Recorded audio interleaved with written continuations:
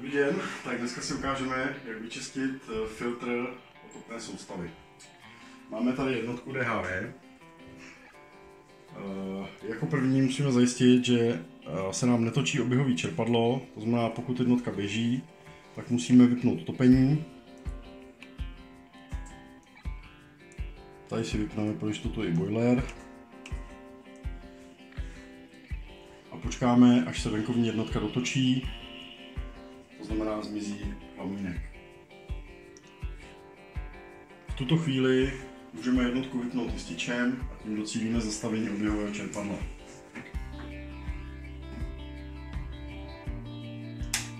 Tak. Jednotka je bez proudu, to znamená, přestalo se nám točit oběhový čerpadlo. Dál si zastavíme ventily okolo filtru, topné soustavy. Filtr teďka vyčistíme.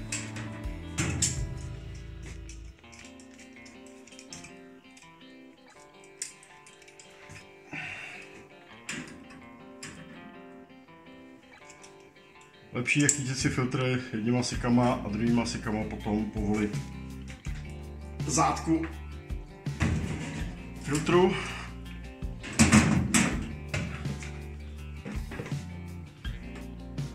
Vyteče trocha vody, filtr vymontujeme ven.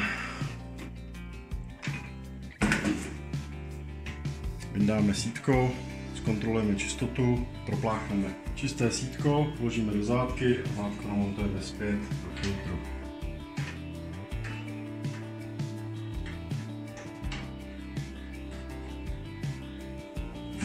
Filtr utáhneme.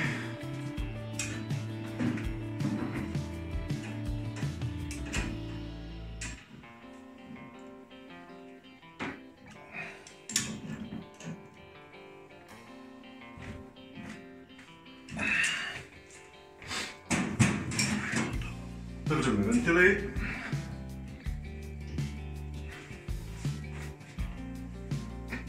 A pustíme jednotku.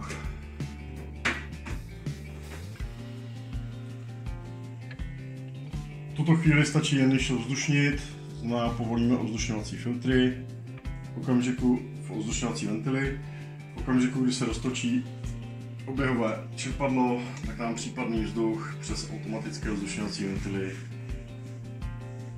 odejde z topné soustavy. No a to je vše.